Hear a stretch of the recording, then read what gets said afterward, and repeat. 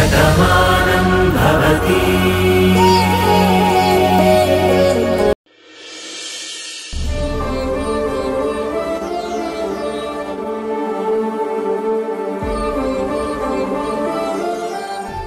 ఒసే బాను, నీకెందుకే ఈ పని? నేనున్నాను కదా, నేను చేస్తాను కదా. అదేంటి బామ్మ, నువ్వు చేయడం ఎందుకు? వంట నేను చేస్తాను, నువ్వు వెళ్ళి హాయిగా రెస్ట్ తీసుకో. ఓసి పిచ్చిదానా, తిరిగే కాలు తిట్టే నోరు ఆగదంటారే, అలాగే వంట చేయకుండా నేనైతే ఉండలేను. నాకు ఊహ తెలిసినప్పటి నుంచే నా చేత్తో పొయ్యి ముట్టించాను. అప్పటినుంచి ఇప్పటి వరకు నేను వంట చేస్తూనే ఉన్నాను. ఇప్పుడు నువ్వు రెస్ట్ తీసుకోమని నేను ఆగానే అనుకో, నాకేదో చెయ్యి విరిగినట్టే అవుతుంది. నేను మంచాన పడ్డానేమో అన్న ఆలోచన వస్తుంది. అందుకే వంట చేయకుండా నేనుండలేనే. నువ్వసలే చంటి పిల్ల తల్లివి. నీ కూతుని నువ్వు చూసుకో, నీకేం కావాలో చెప్పు, అన్నీ నేనుండి పెడతాను. బామ్మ, నిన్ను చూసి చాలా నేర్చుకోవాలి. ఈ కాలంలో కొంచెం వయసు రాగానే మేవే పనులు చేయలేమని మంచం ఎక్కి కూర్చుంటున్నారు. కానీ నువ్వు ఈ వయసులో కూడా ఇంత యాక్టివ్గా ఉన్నావంటే చాలా సంతోషంగా ఉంది. మన ఒంటికి శత్రువు ఏంటో తెలుసా? బద్ధకం. బద్ధకంగా ఉండకుండా ఈ ఒంటికి పని చెప్తున్నంత వరకు ఇది సహకరిస్తూనే ఉంటుంది.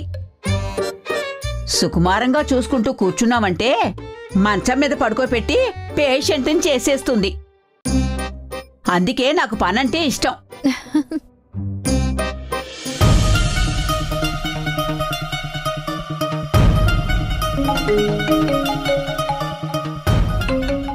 ఎవరే, మీ నాన్న?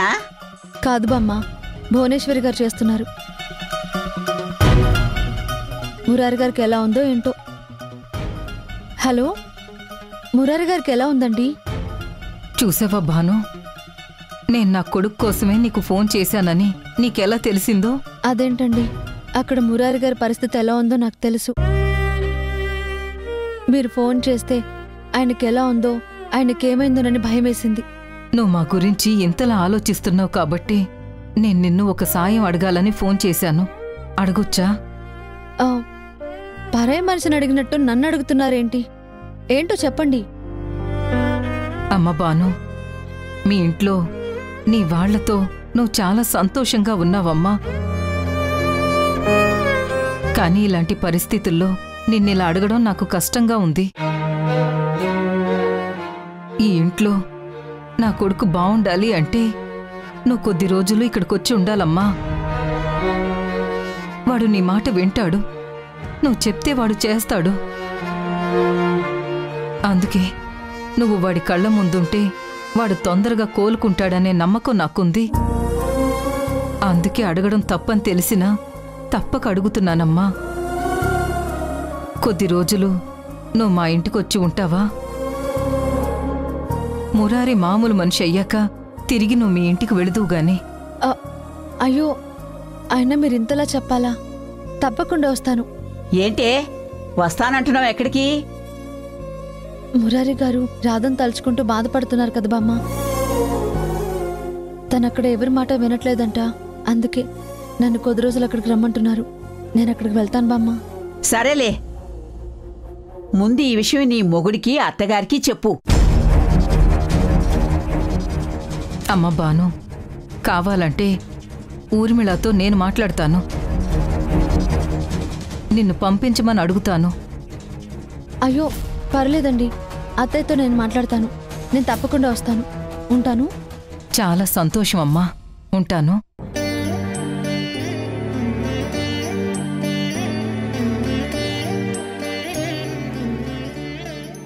బామ్మ, నువ్వు వెళ్ళి రెస్ట్ తీసుకో, నేను వంట చేస్తాను.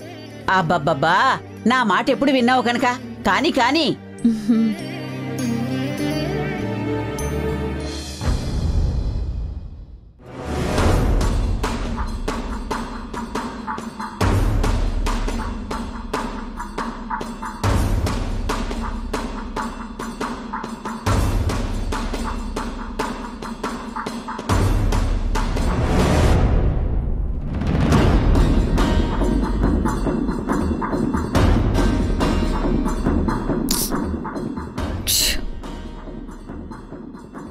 ఎక్కడున్నాడు ఈ పార్దు?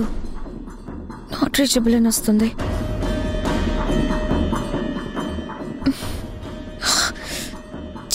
మళ్ళీ నాట్ రీచబుల్ అని వస్తుంది.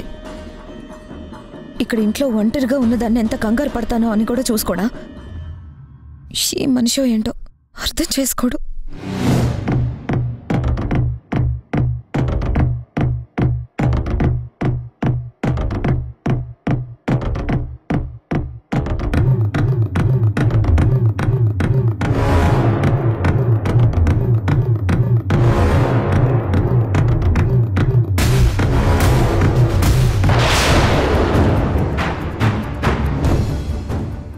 అదేంటి ఈ బాక్స్ ఇక్కడెవరు పెట్టారు?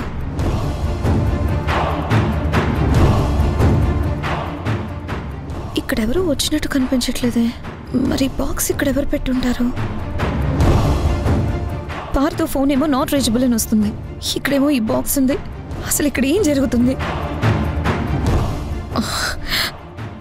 భగవంతుడా, నాకు చాలా భయంగా ఉంది. అసలు ఈ ఊళ్ళో ఏం జరుగుతుందో అర్థం కావట్లేదు. ఇక్కడి నుంచి వెళ్ళిపోదామంటే పార్దు నా మాట వినట్లేదు. ఏం జరుగుతుందో చెప్పే పరిస్థితుల్లో నేను లేను. ఇప్పుడు నేను ఏం చేయాలి?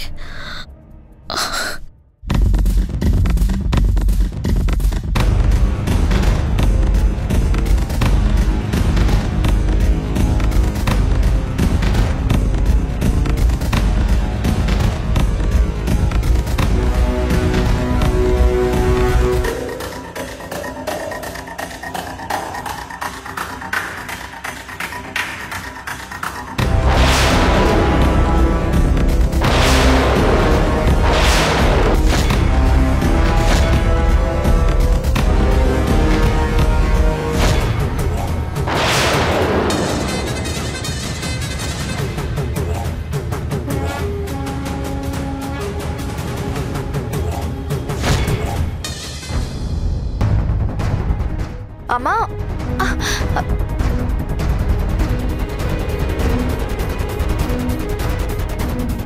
ఏంటమ్మా, నేను అక్కడ మావయ్య దగ్గరుంటే నన్నెందుకు ఇక్కడికి తీసుకొచ్చావు? నీకెలా చెప్తే అర్థమవుతుంది? అసలు నువ్వు తెలివైన దానివో తెలివి తక్కువ దానివో నాకైతే అర్థం కావట్లేదు. ఇప్పుడు ఏం జరిగిందని ఎలా మాట్లాడుతున్నావు? ఒసే పిచ్చి మొహమా, ఇంకా ఏం జరగాలి? రాధ లేదు అన్నప్పుడు మురారికి నువ్వు దగ్గరవ్వాలి. మీ మామయ్యని నువ్వు మార్చుకోవాలి. సత్య నా కోసం ఉందని నా తమ్ముడు తెలుసుకునేలా నువ్వు చెయ్యాలి. అప్పుడే కదా వాడి మనసు రాధ మీద నుంచి మారి నీ మీదకొస్తుంది. మీ ఇద్దరి పెళ్లి జరుగుతుంది. అది నీకెందుకు అర్థం కావట్లేదే? అమ్మా, ఇప్పుడు మావయ్య ఉన్న పరిస్థితి ఏంటి? నువ్వు మాట్లాడుతున్న మాటలేంటి? ఇప్పుడు ఇంతకీ ఈ మాటలన్నీ ఎందుకు చెప్తున్నావు? చూడు, మావయ్యని మార్చుకోవాల్సిన బాధ్యత నీ మీదుంది. అంతేకాని నువ్వు అమ్మమ్మకేం చెప్పావు? బానుని పిలవమని చెప్పావు. మా అమ్మేమో బానుని పిలిచేసింది. ఆ బాను వస్తే నా తమ్ముడు మామూలు మనిషి అవుతాడేమో కాని నిన్ను ప్రేమించినవాడు ఎలా అవుతాడు? నీ వైపు ఎప్పుడు తిరుగుతాడు? నీ ప్రేమని ఎలా తెలుసుకుంటాడు? అందుకే కదా నేను బాను వద్దు అని చెప్పాను. ఇప్పుడు బాను వచ్చి వాణ్ణి మార్చేస్తే ఆ క్రెడిట్ మొత్తం బానుకి వెళ్ళిపోతుంది. అదే నువ్వు మార్చుకున్నావనుకో, మా అమ్మ కూడా ఆలోచిస్తుంది.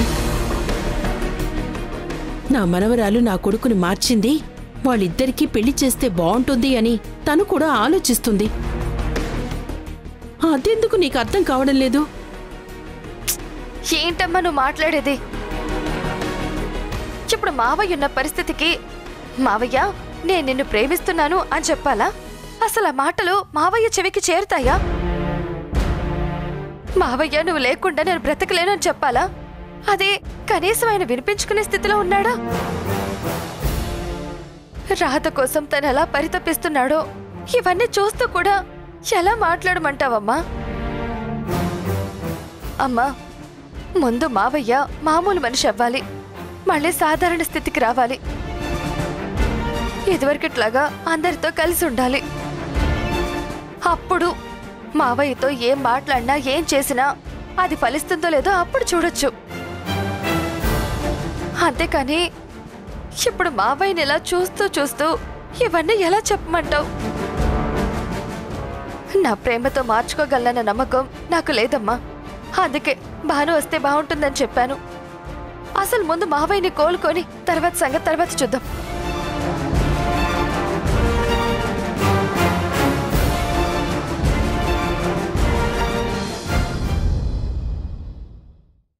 నీలిమ టిఫిన్ చేసిందా?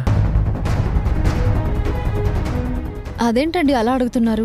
నేనేం తప్పుగా అడగలేదే. మన ఇంట్లో ఉన్న మనిషే కదా, అందుకే టిఫిన్ తిందా అని అడిగాను. నీలిమ ఒక్కదాన్ని అడగడం తప్పు అంటున్నాను. తన భర్త కూడా ఉన్నాడు కదా, చక్రిని కూడా కలిపి తిన్నారా అని అడుగుంటే బాగుండేది. ప్రతిసారి ఇద్దరు పేర్లు తీసుకురానక్కర్లేదు. ఒకరిని తిన్నారా అని అడిగితే అడిగినట్టే, తిన్నదా లేదా. ఇప్పుడు కూడా తిన్నదా లేదా అని అడుగుతున్నారే తప్ప తిన్నారా లేదా అని అడగలేదు. అయినా వాళ్ళిద్దరు ఎప్పుడో తినేశారు. సరే ఉండండి భాను, చాలు. మా శ్రీవారు ఎంత టిఫిన్ తింటారో నాకు తెలుసు. మీరేమీ డైట్ పాటించక్కర్లేదు, తినండి.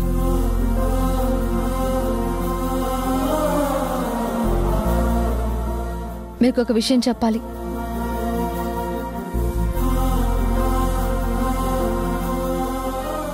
ఏంటది? నేను అమ్మవారి పల్లె వెళ్దాం అనుకుంటున్నాను. ఇప్పుడు అంత అర్జెంటుగా అక్కడికి ఎందుకు? భువనేశ్వరి గారు ఫోన్ చేశారు. మురారి గారు ఎవరి మాట వినడం లేదని, తనలో తానే చాలా బాధపడుతున్నారని.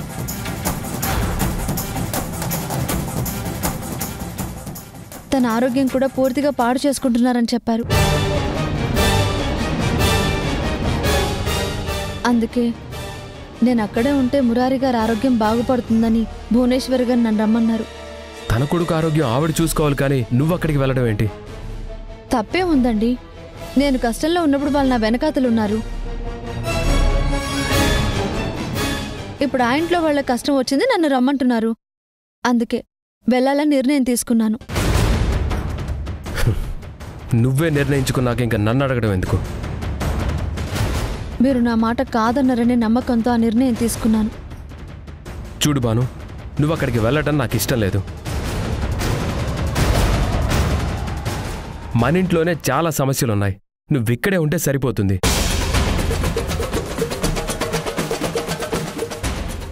ఎవరి గురించి ఆలోచిస్తూ నువ్వు అక్కడికి వెళ్ళటం నాకు అస్సలు ఇష్టం లేదు. ఏంటండి, మురారి గారిని ఏదో పరాయి వాళ్ళని చూసినట్టు మాట్లాడుతున్నారు. వాళ్ళు మనకు కావలసిన వాళ్ళని మీకు తెలీదా? అన్నీ తెలుసు కాబట్టే నేను మాట్లాడుతున్నాను. వాళ్ళ ఇంట్లో సమస్యలను వాళ్ళు పరిష్కరించుకోవాలి. నిన్ను పిలవడం నాకు నచ్చలేదు. నువ్వు వెళ్ళాలనుకోవడం నాకు అస్సలు ఇష్టం లేదు. తర్వాత నీ ఇష్టం.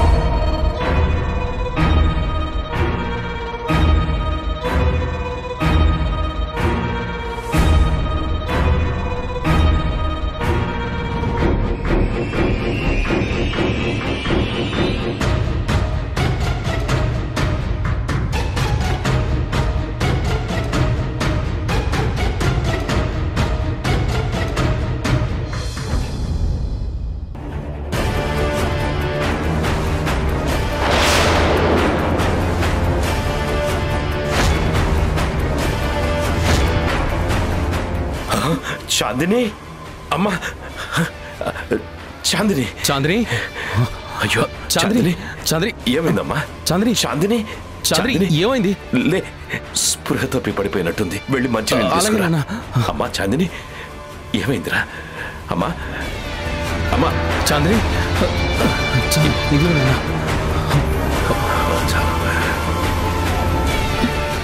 తల్లి, అమ్మా.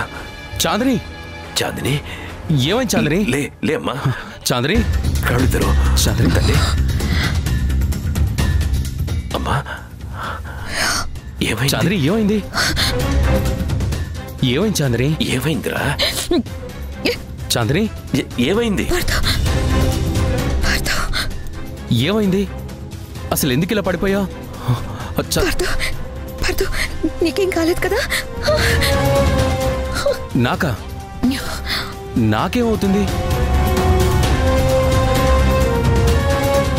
అసలు ఎందుకు ఇలా భయపడుతున్నావు? అసలు ఒళ్ళంతా ఈ చెమటలేంటి?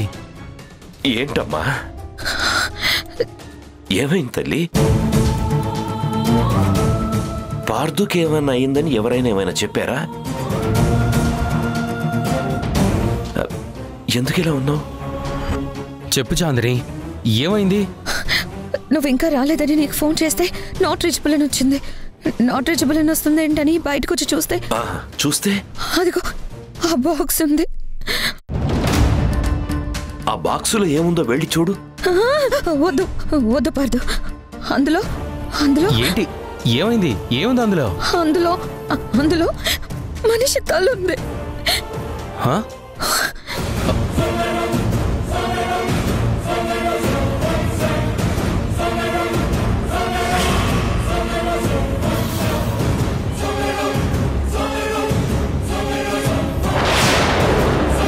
ఊరుకో ఊరుకో ఊరుకో.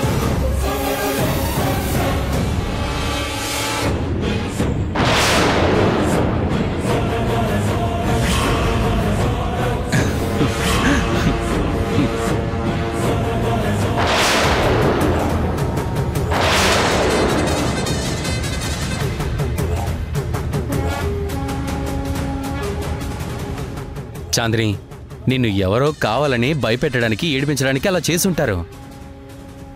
దీన్ని చూసి నేను ఎవరో చంపేస్తుంటారని భయపడ్డావా? అరే ఏం మాటలు రవి? కలలో కూడా ఆ మాట అనుకో, నేను తట్టుకోలేను. పిచ్చి తల్లి, ఎవరో ఎవరో ఆకతాయి పిల్లలు ఇలా చేసుంటారు. అంతే, సరేనా? రిలాక్స్ అవ్వు, రిలాక్స్. అయినా ఈ మధ్య ఇన్స్టాగ్రామ్లోను ఫేస్బుక్లోను ఇలాంటి ఫ్రాంక్ రీల్స్ అని అలాంటివి ఏవేవో వస్తున్నాయిగా. చూడు, ఇది కూడా అలాంటిదే అయ్యుంటుంది. ఇది పల్లెటూరమ్మా, అందులోనూ మన సొంతూరు. ఇక్కడ మనకు హాని తలపెట్టే శత్రువులు ఎవ్వరూ లేరు, సరేనా? చూడు, అనవసరంగా ఏవేవో ఆలోచించి లేనిపోని భయాలు పెట్టుకోకు. మన పార్థుకి ఏమీ కాదు. నువ్వు ఇలాంటి భయాలేమీ పెట్టుకోకు, సరేనా? వాడికి ఏమీ కాదు, సరేనా? వాడి ఫోన్ పనిచేయకపోతే నా ఫోన్కి కాల్ చేయొచ్చుగా. నా బంగారు తల్లి, కంగారు పడుకో, నువ్వు ధైర్యంగా ఉండు. రే, ముందు అమ్మాయిని లోపలికి తీసుకెళ్ళు. చాందిని, పద.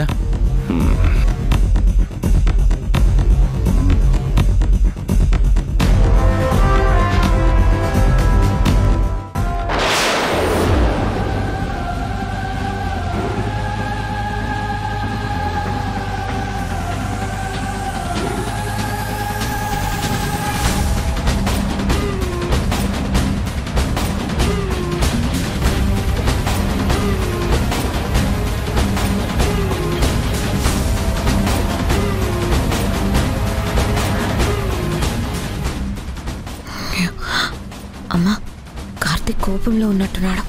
ఇప్పుడేమైనా మాట్లాడితే తిరిగి మనల్ని తిడతాడేమో. ఒకసారి ఆలోచించు. కోపంలో ఉన్న మగాడు కాలుతున్న ఇనుప ముక్క ఒక్కలాంటివేనే. సరిగ్గా మలుచుకుంటే ఎలా కావాలంటే అలా బెండ్ అవుతారు. అయినా కార్తీక్తో ఎలా మాట్లాడాలో ఎలా ఒప్పించాలో నాకు తెలుసు కదా. నువ్వేం భయపడుకో. ఇప్పుడు కార్తీక్... అమ్మా, మరీ ఎక్కువగా ఆలోచిస్తున్నావేమో. ఒక్కసారి ఆలోచించు. ఇష్టం లేని వాళ్ళ ఇంటికి పంపించడం ఇష్టం లేకే కదా భాను నొద్దన్నాడు. ఇప్పుడు నువ్వు వెళ్ళి పంపించమంటే నీ మాట వింటాడనుకుంటున్నావా? నా భార్యని నన్ను దూరం చేయాలనుకున్నారా అని తిరిగి నిన్ను అడిగితే సమాధానం నీ దగ్గరుందా? కార్తీక్ నన్ను ప్రశ్నించాలని నేనెందుకు చెప్తానే? తను ఆలోచించేలా మాట్లాడతాను. ఇక్కడ నువ్వు నేను మాట్లాడుకోవడం ఎందుకు? అక్కడికి వెళ్ళి కార్తీక్తో ఏం మాట్లాడతానో నువ్వే చూడు. పద. బాబూ, బాబు కార్తీక్, కాఫీ టీ ఏమైనా తాగుతారా? నాకేం అవసరం లేదు, మీరు వెళ్ళండి. చూడు బాబు, అవకాశాలు అనుకోకుండానే వస్తుంటాయి. దాన్ని తెలివిగా మనం ఉపయోగించుకుంటేనే పని పద్ధతిగా జరుగుతుంది. అసలు మీరు దేని గురించి మాట్లాడుతున్నారు? అదే కార్తీక్ గారు, భానుగారు మిమ్మల్ని ఏదో అడిగారంట కదా, ఆ విషయం మా అమ్మ వింది. అది మీతో మాట్లాడదామని వచ్చింది. అది మా ఇద్దరికి సంబంధించిన విషయం. ఇందులో మీరు మాట్లాడడానికి ఏముంది? చూడు బాబు, నీలిమ నా కూతురైతే మీరు నా కల్లుడు. నా అల్లుడు బావుండాలని కదా నేను కోరుకుంటాను. మీరు బాధపడుతుంటే నేను చూడగలనా? అందుకే ఒక మంచి అవకాశం భానుయే ఇచ్చింది.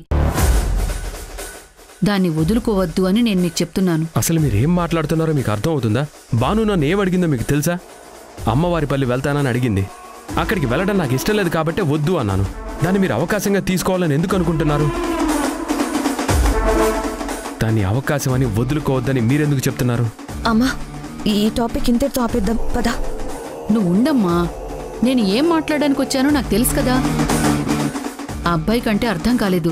నువ్వెందుకే కంగారు పడుతున్నావు? ఇందులో మీరు మాట్లాడడానికి ఏమీ లేదు. నేను వినడానికి అంతకన్నా ఏమీ లేదు.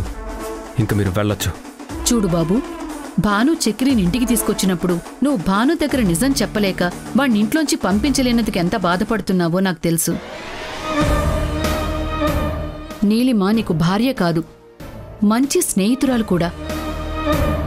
నీలిమ అలా కన్నీళ్లు పెట్టుకుంటుంటే నువ్వు మాత్రం చూస్తూ కరిగిపోకుండా ఉంటావా బాబు? నీ మనసేంటో నాకు తెలుసు.